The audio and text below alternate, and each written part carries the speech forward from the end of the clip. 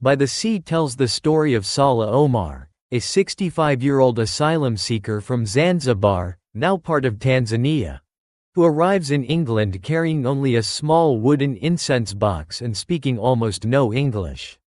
The novel unfolds as a dual narrative, first through Salah's perspective, and later through Latif Mahmoud, a younger academic also from Zanzibar who now lives in London.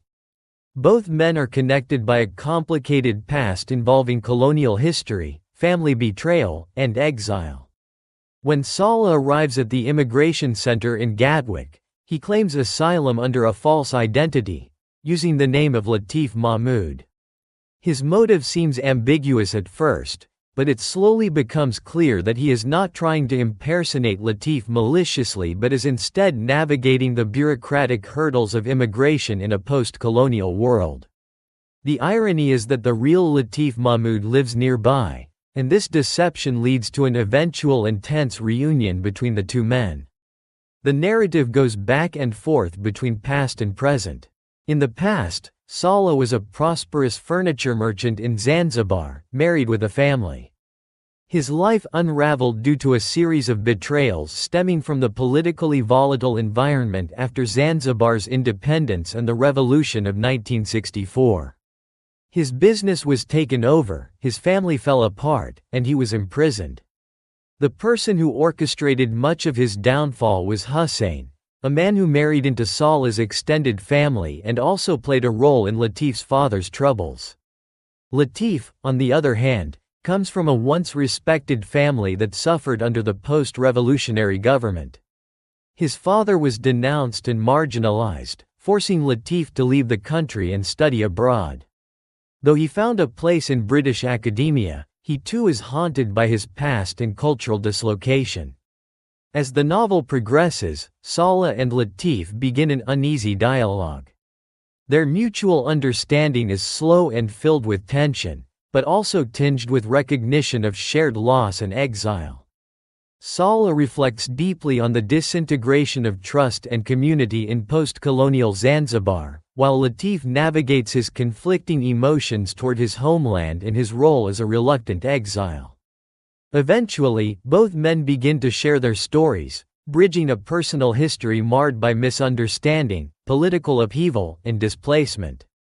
Though they do not reconcile completely, their conversations offer moments of clarity and connection, underscoring the enduring power of memory and narrative. Analysis. 1. Displacement and exile. A central theme of By the Sea is exile, both physical and emotional.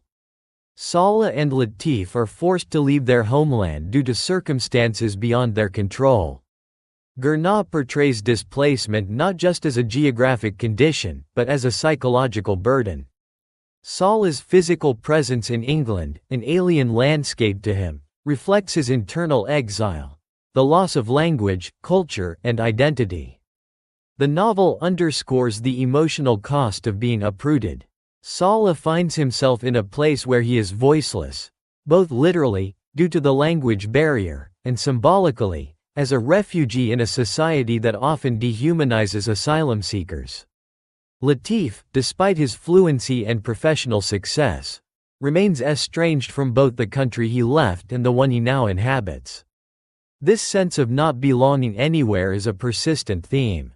2. Colonialism and its aftermath. Gurnah's work is deeply rooted in the post-colonial experience. Zanzibar, once a hub of trade and empire, underwent radical political changes during the 20th century, including a bloody revolution. The novel reflects on the way colonial legacies shaped personal destinies and tore apart communities. The story of Salah and Latif is in many ways a microcosm of a post-colonial African state, fragmented, betrayed, and left to navigate the ruins of imperialism. The novel critiques how new regimes often replicated the injustices of colonial rulers, leaving individuals like Salah and Latif caught between shifting political tides. 3. Identity and false names. Salah's use of a false identity at the start of the novel is more than a plot device. It symbolizes the fluidity and fragmentation of identity under post-colonial and migratory pressures. The name, Latif Mahmoud, is both a shield and a burden. It brings Salah into contact with a painful past but also grants him a kind of entry into a new life. Gurnah is interested in the way names, documents, and official histories can control or erase lived experiences. Salah's incense box, his only possession, holds deep symbolic meaning. It is a connection to his homeland, a vessel of memory, and a quiet assertion of his true self in a world that demands credentials. 4. Memory, storytelling, and narrative. Much of the novel's emotional power comes from its use of memory and storytelling. Salah and Latif are both narrators of their own histories, and the act of telling their stories becomes a way of reclaiming agency. Gurnah emphasizes that official histories often exclude voices like Salah's. Thus, personal narratives become acts of resistance. The fragmented structure of the novel, with its digressions, reflections, and interwoven timelines, mimics the nature of memory itself, partial, unreliable, and deeply felt. Gurnah's prose is meditative, often lyrical, drawing readers into the inner lives of his characters rather than focusing on dramatic plot twists. 5. Cultural hybridity and the East African diaspora.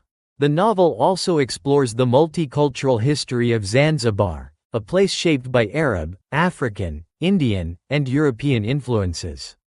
Salah's identity is complex. He is Muslim, East African, Swahili-speaking, yet also part of a global diaspora. His culture is not easily categorized, and this ambiguity often leads to marginalization in the West. Latif's experience in Europe, while more assimilated, is also marked by cultural tension. He feels disconnected from the traditions of his youth and uneasy in the Western academic world. Gurnah thus explores the condition of hybridity, a state of being in between cultures, often enriched but also alienating. Conclusion. By the Sea is a poignant exploration of exile, memory, and the human cost of political upheaval. Through the intertwined lives of Salah Omar and Latif Mahmoud, Abdulrazak Gurnah illuminates the silent traumas of refugees, the shadows of colonialism, and the quiet dignity of those who endure displacement. Rather than offering easy resolutions, the novel dwells in ambiguity. Salah and Latif do not reconcile in any dramatic way, but their tentative dialogue reflects a deeper truth: that understanding is possible, even if incomplete. Gurnah's restrained, introspective style allows the emotional resonance of their stories to emerge gradually, rewarding the patient reader. In a world grappling with migration, identity politics, and historical reckoning, By the Sea remains a profound and timely work. It asks us to listen, to the silences between words, to the stories left untold, and to the humanity of those who, like Salah, arrive at our shores with nothing but memory and hope.